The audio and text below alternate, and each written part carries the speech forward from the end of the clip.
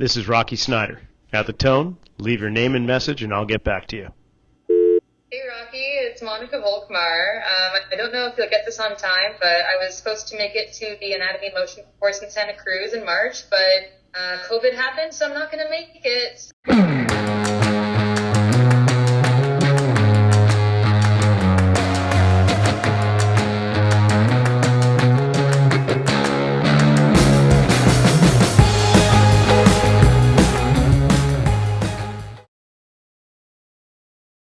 Well, welcome to Season 4, Week 3 of the RockFit Files. And in the fourth season, we are devoting it exclusively to anatomy and motion, particularly those that are the students and colleagues who have been through the coursework.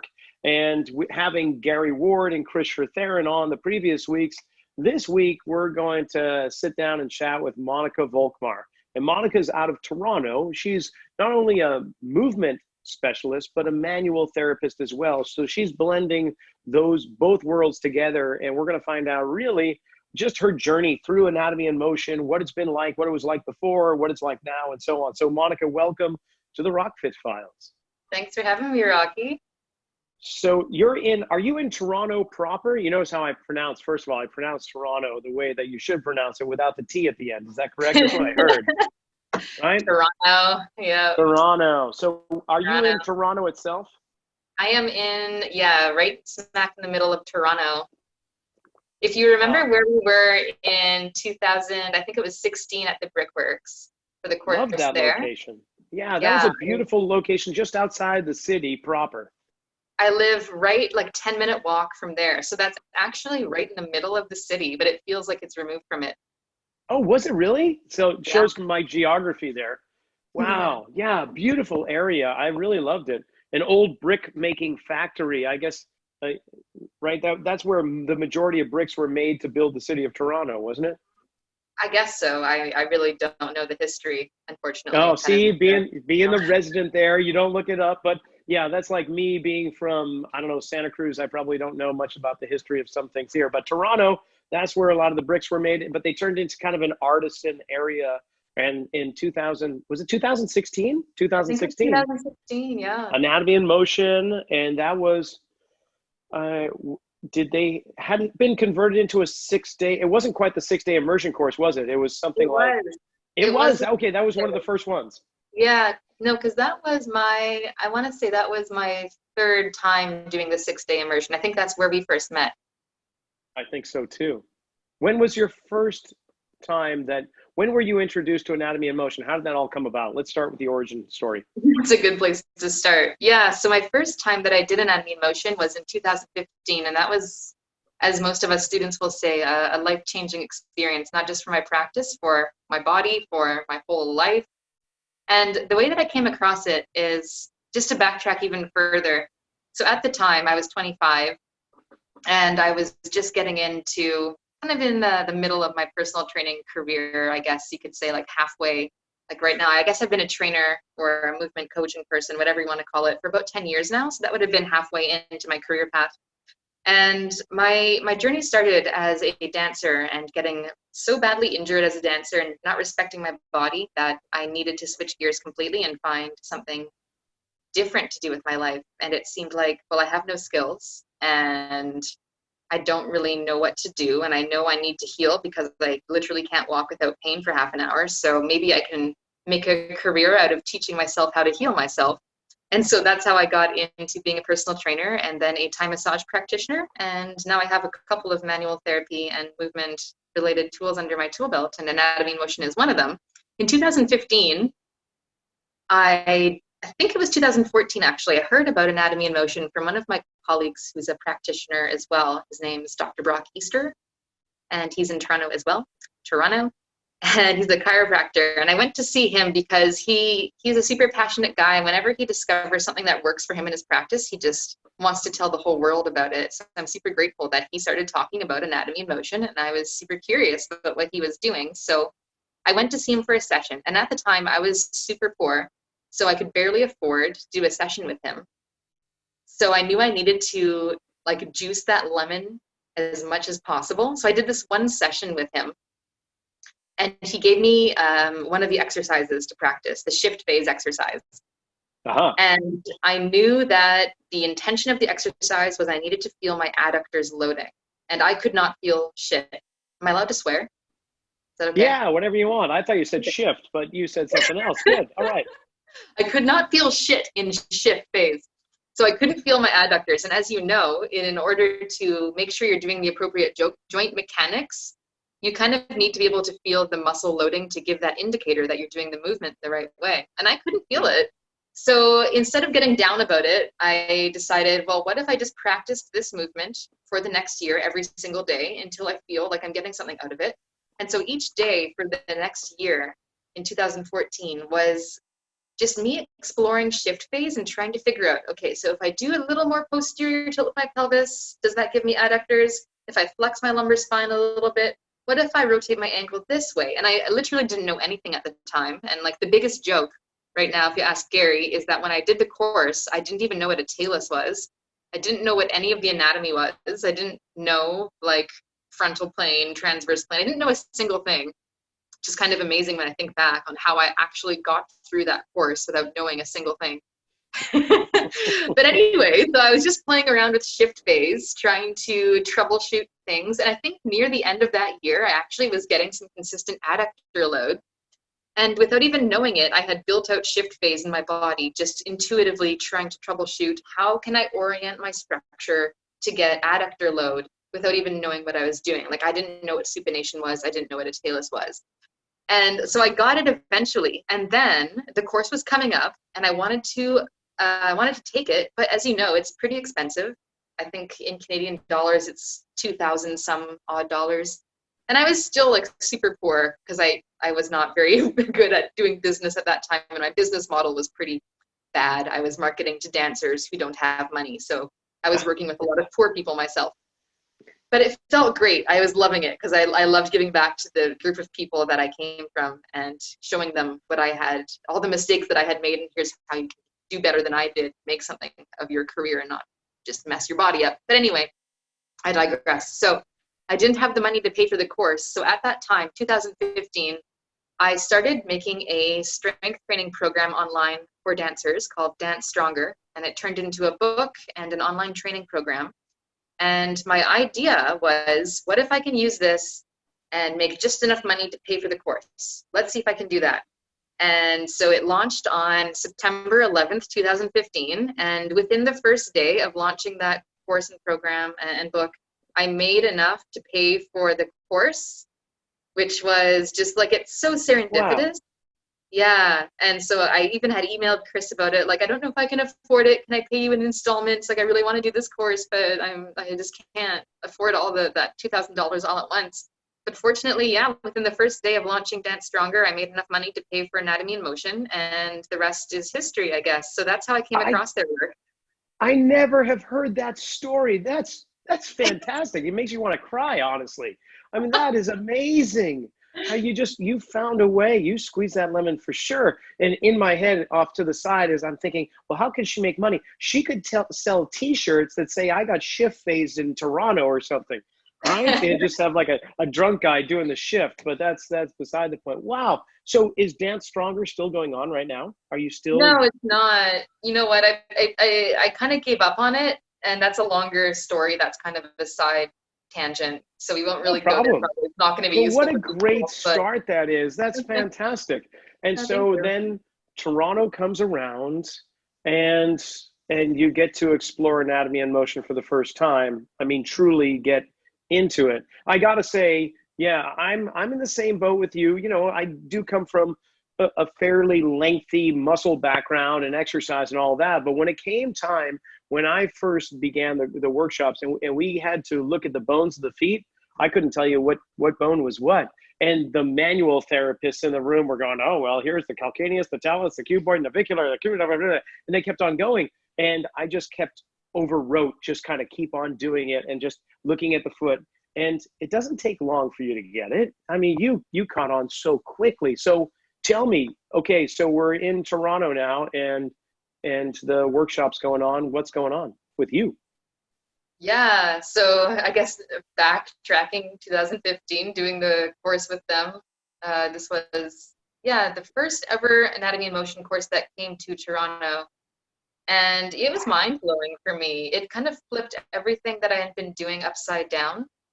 And by the end of each day, I had a massive headache because of the amount of information I was trying to pack into my brain. Because not only was it all new information in terms of like their philosophy, as you know, is such a 180 from what we're taught in whatever personal training background we come from, you and I. But I was trying to learn anatomy that I didn't know, on top of joint mechanics that I didn't know, on top of a new model of gait, on top of a new philosophy, and then just sitting there being in awe of their delivery of it. Because as you know, just Gary and Chris as people you can just sit with them, and that's enough almost, just listening to them speak about movement. So Yeah. I was just sitting there in awe, mind blown, trying to pack all this information into my brain. And I finally understood what shift phase was about. And that was such a beautiful moment for me. Like, oh, this past year I've been trying to intuit shift phase in my body. And now here are the actual words to go with what I've been doing. And it makes so much sense. And it was just so lovely having everything fit together like that. You know, And at the end of the course, I went up to them and I was like, guys, can I just do this for the rest of my life? Is this a university degree I can get? Like, I just want to follow you around and take your courses, and this is going to be my life from now on. And that's kind of the commitment I've made. Whether or not they're going to take me up on that commitment, that's the commitment I've made. I'm just doing this for the rest of my life now.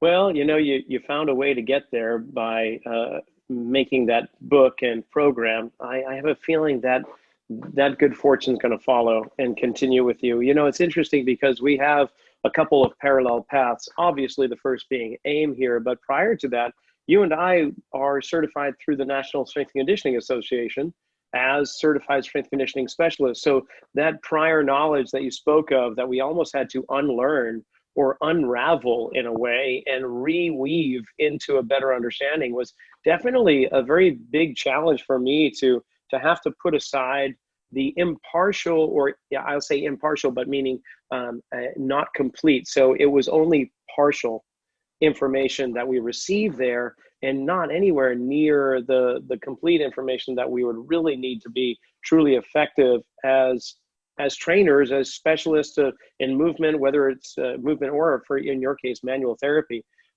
That's the same thing that I found. And also just the sense that after that course, your first course was over, I drank a Kool-Aid instantly and going, oh, this is what has been missing. I've been looking for something for so long, and it found me, interestingly enough. For me, I happened to read an excerpt from What the Foot on a Facebook post of a colleague of mine who's out of Las Vegas. And I just so happened to stumble on it.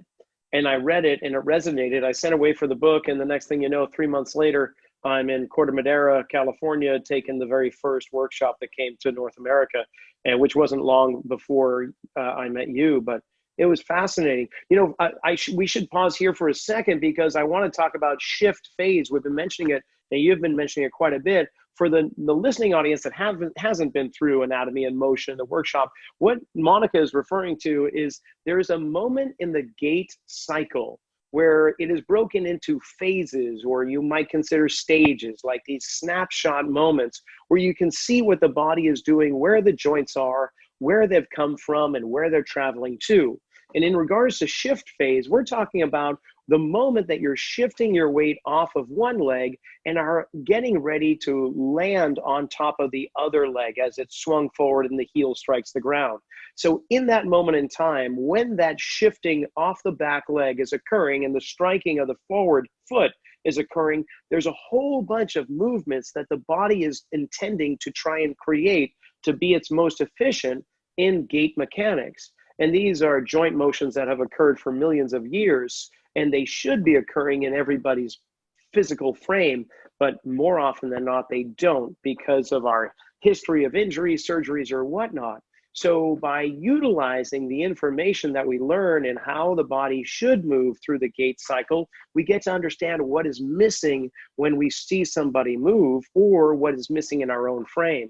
And in Monica's case, particularly, she latched on to the shift phase as taught to her by Brock Easter, the chiropractor in Toronto there. So it's fascinating. We all have certain phases out of like the seven. I'll say like the five major ones. There's always one that seems to resonate more with one person than the other.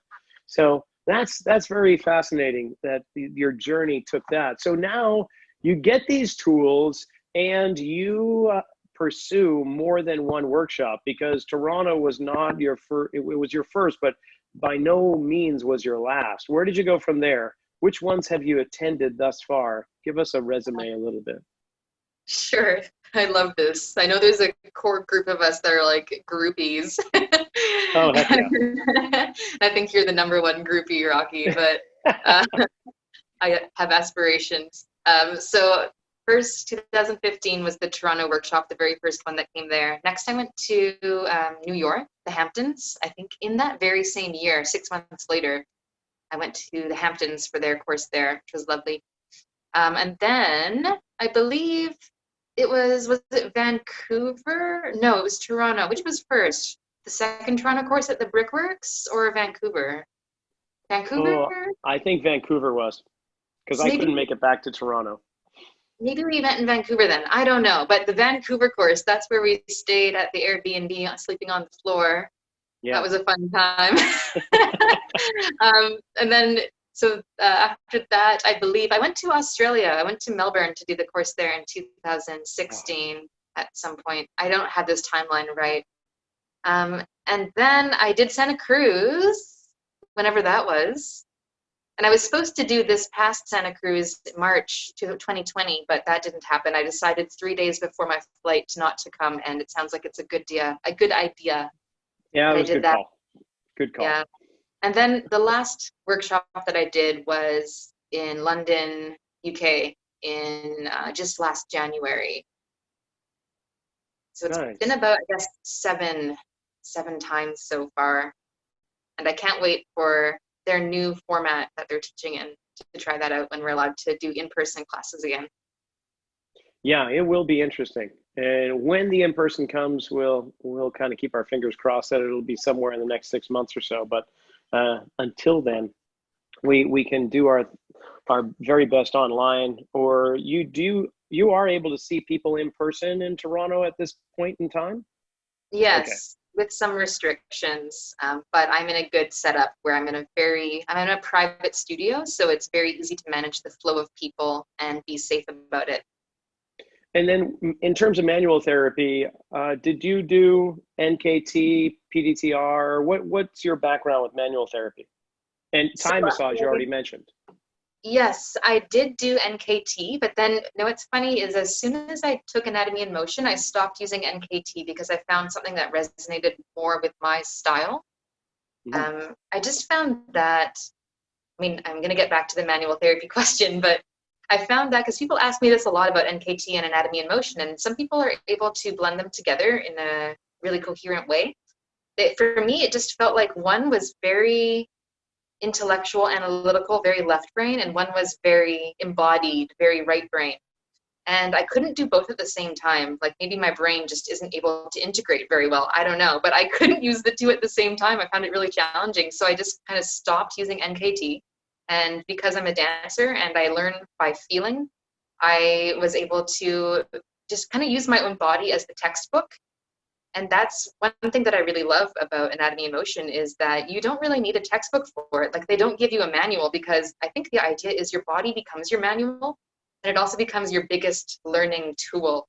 You can just keep exploring in your own body. And then once you have it in your body, you have it forever because you always have your body. And you can lose a book, but you can't lose your body. Well, maybe you could, but less easy. But anyway, so for manual therapy, I primarily do Thai massage and craniosacral therapy as well, and they kind of blend together. And so what my sessions usually look like now if it's an ideal way that I get to choose how to do the session and not someone coming in with an expectation of doing personal training or something like that, is I generally do the whole Anatomy in Motion assessment, the static, dynamic. Then I like to do a bit of manual therapy and use one or two exercises that are based upon the anatomy, emotion, joint mechanics to help to integrate what we accomplished in the manual therapy portion of the session. So they leave a little bit more balanced, a little bit more centered. So you use the static posture assessment to discern where the tissue is lengthened and shortened primarily? Where's the structure in the face? So like where are the feet, where's their pelvis, where's their spine, where's their rib cage, where's the skull? And get that general picture of how are they holding themselves. And then do you have a specific approach in regards to, like with foam rolling? I'll do the same thing with static posture or foot pressure, map out what their body's doing, and then I'm going to encourage most often to target the shortened tissue, which is understimulated, which needs to open up and breathe, so to speak, and seems to give the best results in bringing the body back into a more centrated place. Do you do the same thing with manual therapy, or do you find that you need to do like cross fiber stuff for the long tissue and lengthen the short tissue? Do you blend it together? Where do you tend to gravitate when it comes to that? Mm-hmm. So I don't do a lot of foam rolling, but I love that idea, and I should probably start to think a little bit more like that, because that's a really great idea. So how I guess my brain works is maybe a little bit different, because after I've done my intellectual assessment where I see where all the bones and joints are and what their structure is doing, I kind of just wipe my slate clean completely. And then when I go hands-on, I'm literally just asking their body, what do you want me to do? And I try to forget whatever my mind just learned. So I'm not imposing my own projections onto them. I'm just experimenting with this. I don't know if this is the right way of doing it, but it just seems to me the best way that I can integrate my left and right brain together in a treatment and provide my whole knowledge base. Because when I'm trying to do both together, I always fail. Like when I'm trying to be intuitive and intellectual at the same time, I just miserably fail. So I've started doing my sessions in intellectual, intuitive chunks. So the whole assessment portion first is very intellectual, very much looking at the flow motion model and correlating their structure back to that, and maybe looking like, okay, so they're standing more on their right leg, so their right adductors are probably short and their right abductors are probably a little bit long. So just lock that back in the data banks for later, park that information, and then when I actually go to do hands-on work, I forget everything and just let their body tell me what they want it to work on. And then at the end, I can kind of take stock and say, okay, how do I put those pieces together, what I learned through my assessment and what their body told me that it needed? Where's that kind of middle ground where it's going to be the best for them leaving here? I don't know if that made sense or if I explained that very well. No. Honestly, it makes more sense than I think you realize. I mean, the intellectual side is, our frontal lobe, and the instinctive side is almost like old brain, and they don't know how to communicate to each other. So I love that you separate them. And I guess I didn't really think of it in that regards, but I believe I do that to a certain degree. And the times that I bang my head against the wall and I'm feeling completely ineffective with the clients that I'm seeing, like nothing is going the way that I am wanting the session to go, I think those are the moments where those two elements are trying to combat or blend together, and it's not working, where you're using the intellectual side, but instinctively or intuitively, the other side is telling you to do something else. No, I think that makes complete sense. So what's a session length when somebody comes in to see you? Are we talking, is it an hour, 2 hours, 3 hours, or half an hour? What is it?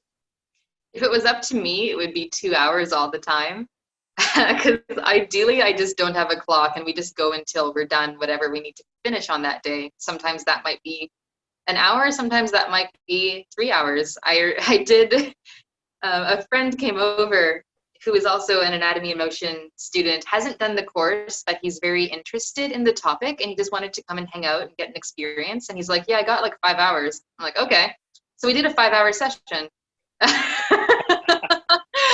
Because you can just get in the flow and keep going, and the next thing leads to the next thing, and if we both have the energy to keep going, then we will. But no, for like my actual practice, my sessions are usually an hour and a half. I like to book that amount of time, but ideally it would be about 2 hours, because the one thing that I really learned this past year, and this was after doing some shadowing with Gary in London and watching him work with some clients, was that about, I would say 70% of his session is spent assessing.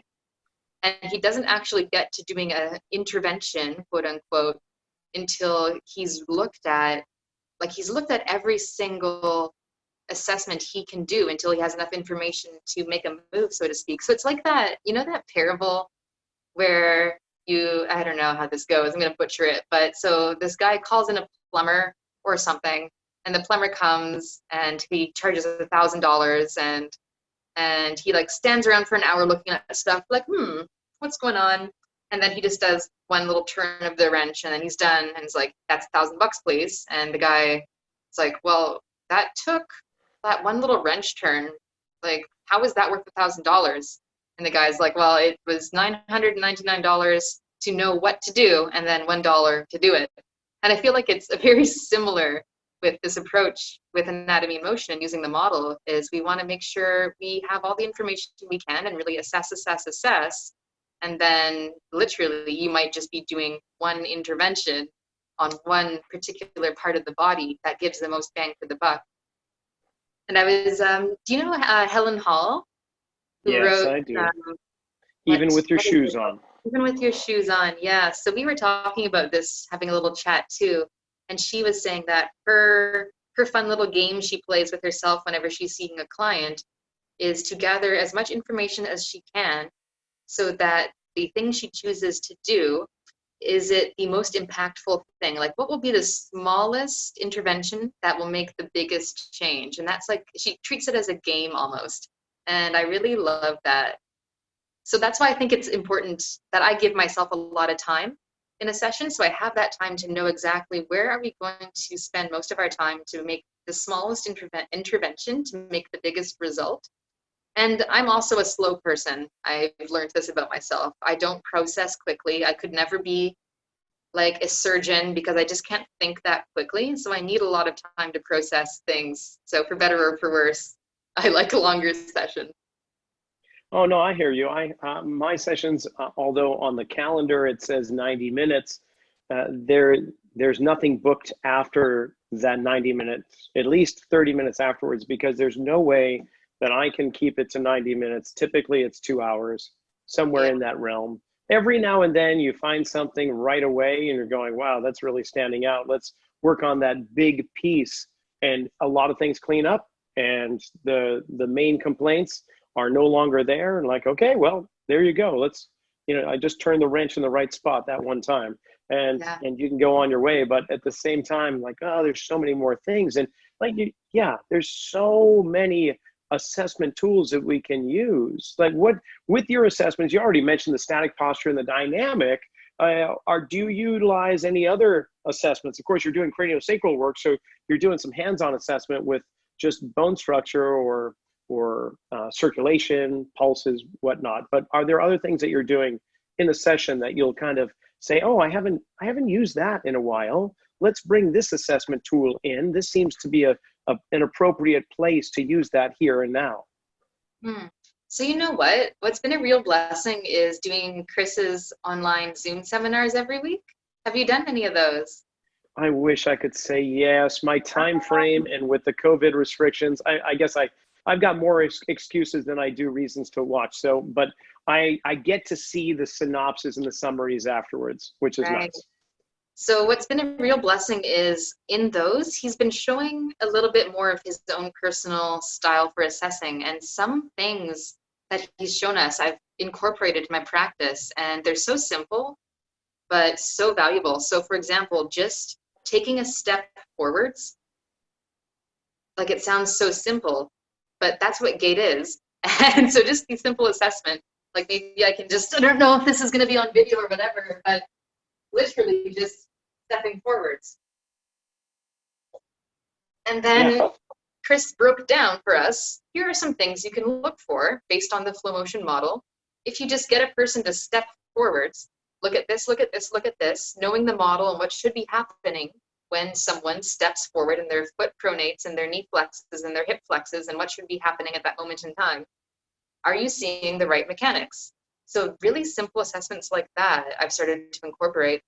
Another one that I've really been loving which also helps to ascertain where the person's center of mass is, which leg they're most likely to be hanging out on, is just in a, the standing lateral flexions with the spine. Yes. Just putting that into a split stance. So 1 foot forward, 1 foot back, and then doing that lateral flexion assessment in a split stance. And the different information that gives you about how their pelvis reacts to that lateral flexion. It's really enlightening. Like, the main thing I think I've taken away is we just really want to get a sense of which leg do they trust to stand on. Is it an issue with that leg, or is it an issue with somewhere in their upper body that you want to focus on? And what foot forward, if you could spend the least amount of time as possible doing that intervention, which foot would you want forward? I think that has been a really valuable insight, just making it as simple as possible, like that. Which leg do we want to get them to get on? Which foot do we want to put forwards? Yeah, no, those are great. Now, the thing that I endear in regards to Chris and how he looks at the body is actually how he looks at the body from an almost blurred perspective, where he's not looking specifically, yet at the same time he's honing in specifically. It's kind of this to me, it seems like he's constantly pulling forward and backwards, but ultimately he's just sitting back and watching how are they moving their mass. And it took quite a while. I guess that's going to be my question to you is, when you first started watching a body move, you hear it from clients all the time. Oh my gosh, you just brought this awareness to me. So now I'm always thinking about my posture, or I'm watching people walk and I'm seeing so much with other people walking, which is great. But for us being practitioners, when we first watched gait, there were some things that stood out. And then the more you watch it, more is revealed. And now you've been doing it for several years now. Where are you with that? I mean, have you noticed that there are certain levels of awareness that you achieve when looking at how a person moves? I guess that is my question. Has it evolved in any way since you first started watching movement after the first workshop to where you are now? I'd like to think it's evolved. I mean, I hope I'm a little bit better at perceiving motion than I was in the beginning when I started this journey. And I think that what's been most helpful is knowing what are the things to pay attention to, because we might be seeing a lot of stuff happening, but not really knowing how to put words to it. But you can kind of see something's off about that leg, but I can't name what it is exactly. So for me, the most valuable thing was being able to put words to the motions I was seeing. So I could see there was like, oh, that arm, like, why is that arm doing that thing? I don't know what that is. But then being able to label that as like the rib cage rotation with the arm extending, and knowing that's a coupled movement pattern, and being able to label that as joints that should be going in the same direction together, just knowing those relationships. I think the biggest thing, I guess what I'm trying to say, is knowing the coupled joint relationships and then seeing when there's a aberration from that, and then that stands out. That's why that looks weird, because those aren't coupled joint relationships that we should be seeing. And being able to name those really specifically with words, that to me, I think, is the evolution. And then I think there's another side where the stuff that you learn about your own body, you start to be able to see in other people. And I don't think I'm able to really recognize stuff I'm seeing in other people until I've really embodied it and am able to witness it in my own system, which is the inspiration to keep going on this journey, is realizing that that's a truth. Yeah, agreed. For me, it's my SI. That's the area that I can't, even when I did the 100-day challenge with the flow motion model and filling out every box there is for every day for 100 days in a row, the Even SI was, all of that. I have I have to take pause and really stop and go, okay, what's going on there? Which way is the spine going? What's the pelvis doing? So therefore, that side of the SI will be doing this, and that side of the SI will be doing that, in this plane of motion, that plane of motion. All the other ones seem to just flow. But when it's and of course, when I look in myself, that is the area that I struggle with the most. So you're right. It's just one of those things that I just keep on. There will be a moment, there will be some type of epiphany, there'll be a shift in my physical frame, which will ignite this better awareness and visual kind of recognition in others, which is pretty remarkable because I've already experienced that in other areas that have since cleared up. So, okay, we have been on basic quarantine, shelter in place, whatever we want to call it now, coming on 6 months. And because of that, at least for me, and I imagine you, that for a while you could not do any physical contact with clients. And a lot of the work that you were doing was something like this venue where we're having to do some type of video conferencing. So how did that either improve or decrease your ability? Did you find that you had to home in on certain qualities that those skill sets actually improved because you were forced into this venue? That's a great question. It was such a challenge at first because I don't like doing stuff on video. I just really don't enjoy it. I'm very tactile, and I almost get like a body high from being in manual therapy in contact with someone. Like I just get a lot of visceral information about whether what we're doing is the appropriate thing. So not having that through the screen, I don't like it. But I mean, gotta mature and adapt to the situation. So like grow up, Monika, and move on. So I remember my first couple of sessions was with this lady where her room was just a disaster because she was all backlit and her camera was like going in and out of focus and I couldn't hear her. And she also like could not orient the camera so that I could see her whole body all at once. So it was just the worst setup ever. And yet still somehow we were able to get something out of the sessions. And I'm really grateful for the framework of the flow motion model for that, because you can make it super, super simple. Just looking at I literally had to look at the shape of her silhouette. Like I did not have a clear screen. I had blurry screen, poor lighting, not even her whole body. I couldn't even hear her. So I was just looking at her silhouette and trying to like mold her by using my language, my words to describe to her, move your body this way. And then I could see her like fuzzy silhouette changing in the screen. I was like, this is terrible. Is this even going to work? And she ended up having a pretty good outcome. So from there, I gained some confidence that I could actually do some work online. But what I've been really doing a lot more than one-on-one sessions is group classes. And I've sort of taken the joint mechanics from the flow motion model and turned it into a 4-day workshop where we go through on day 1 the spine mechanics, on day 2 the foot mechanics, on day 3 the hip mechanics, on the day 4 the upper body mechanics, and then kind of put it all together. And it's not intended for practitioners with an anatomy background. It's intended for people who don't really have much anatomy knowledge. But I try to deliver them the complex biomechanics in a super simple process so that they can check in with their body every day and try to get these motions back. Can your spine flex and extend, laterally flex right and left, rotate right and left? Can your hips do all the things, flex, extend, internal, external rotation, adduction, abduction? So just trying to deliver those mechanics to them. And I found that has been really enjoyable as a process. And so I'm leaning more into that, to doing those group, more educational sessions than doing one-on-one sessions, which I've been doing as well, but I just don't enjoy as much, to be quite honest. And are you able to do this in person or is this all online? So that's online. In person, I'm able to see some clients now, but we're still not really able to do group stuff. I think that's a little down the road. And are these the hangouts that when people come to monikavolkmar.com, your website, there's an opportunity, a window pops up and asks if you would like to be considered invited in to was it every other month or every month that you do hangouts? How frequently do you do those? Yeah, so every month so far. Well, this is my second one coming up on Friday, actually. I've been doing a free movement nerd hangout.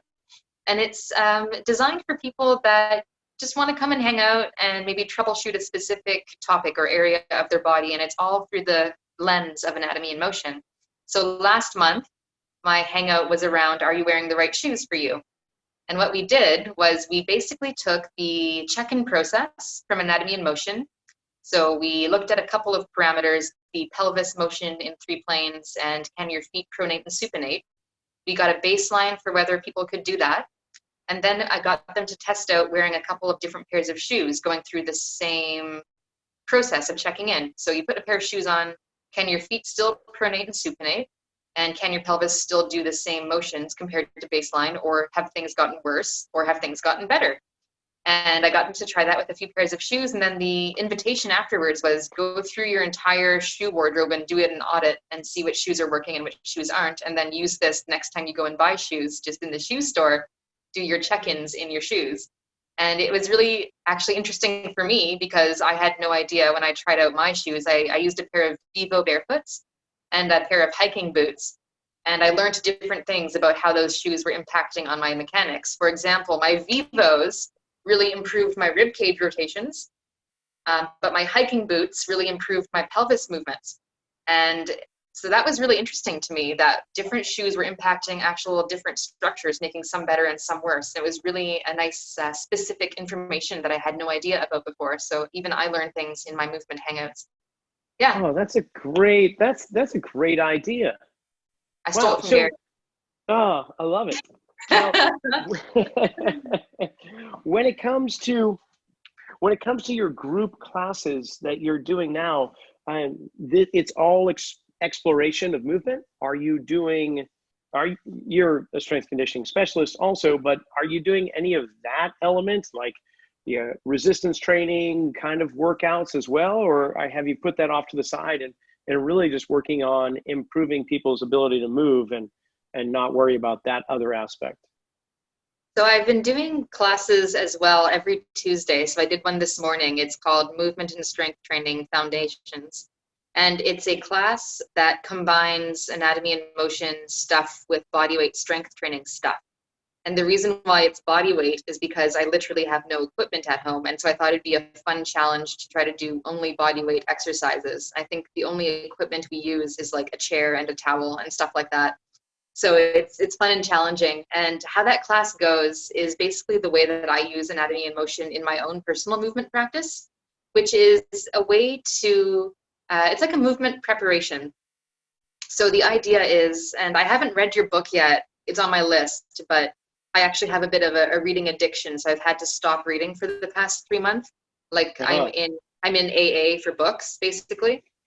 So I am not ready to go back yet, or it might be a downward spiral. But anyway, so I think it's similar to your philosophy in that we want to choose some exercises that help our body find center. And so what I'm doing in these classes and in my own movement practice for my personal self is starting with some anatomy and motion based exercises with the intention of returning the body to center.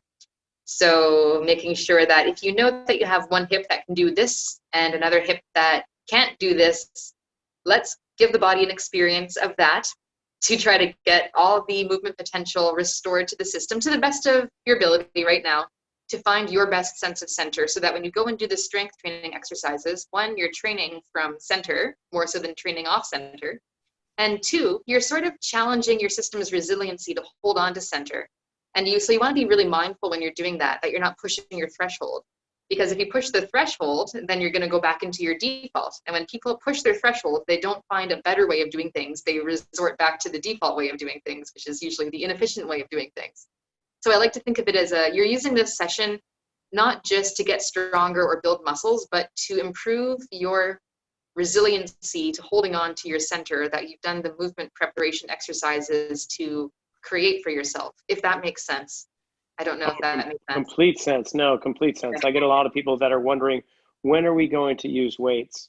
I'm like, well, we can do the same old traditional movements that you've been doing for so long, but that's not necessarily going to make you any stronger, truly. It'll just create strong links in a chain and neglect the weak ones. So what if we were to put you in positions where you really are, I won't say struggling, but you're really challenged to withstand the support of just your own body or a portion of it. And you can easily put people into such positions, and they're happily exhausted and can't believe that they didn't need to grab a barbell or kettlebell or so on. We still do those things, but it's so interesting. If we're trying to shed light on the dark zones of human movement, then why do we want to turn the spotlight to the areas that are already so under that are overstimulated, that are constantly being bombarded? We're going to try and shine the attention away from that area and get to the other areas. And whether we use it as movement prep or the entire workout, yeah, that makes complete sense to me. The workouts that we do here have changed dramatically over the last 6 years or so. And I believe that they're so much more effective because of that fact, that we are finding where the untapped resources lie and getting them to respond, so that they may not be getting bigger in regards to muscle growth, but their movements and athletic ability or activity of daily life are so much cleaner and without injury, or at least a lot less. So that's very cool. So you've got, what's the topic on Friday that you have coming up? This one is specifically for dancers, or I guess for anyone with hips, but it's all So about. you're still sticking with the poor people? Is that what you're saying? I thought through the business cycle you had learned, I'm not going to deal with them. I've got to pursue the money to keep things going. So I thought you were in the Toronto.com industry and focusing on them. You're still with the dancers. I'm still learning, Rocky, but no, this one is like pro bono for the dancers. So we're focusing on how to improve and optimize turnout. So turnout is, if you know anything about the dance world, it's highly coveted. It's the ability to externally rotate the hips to create those beautiful lines that we're after as dancers. But most of us don't have crazy 180-degree hip external rotation. So we end up cranking it out from other areas of the body, like from the knees and the feet, and from overextending the lumbar spine, things like that. So I'm trying to deliver this workshop that uses a bit of the anatomy and motion framework for optimizing rotation of the hips, but also optimizing the other areas of the body that you're probably likely to compensate from, although we don't like that word so much, compensate, find alternative strategies, let's say.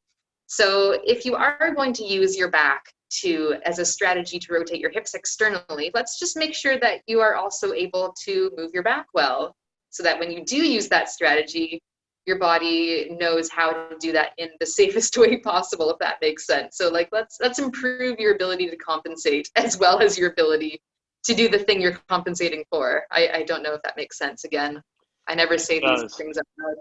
No, it makes complete sense. It's wonderful. I can think of a few people right off the top of my head that I'm going to try and send your way for these workshops.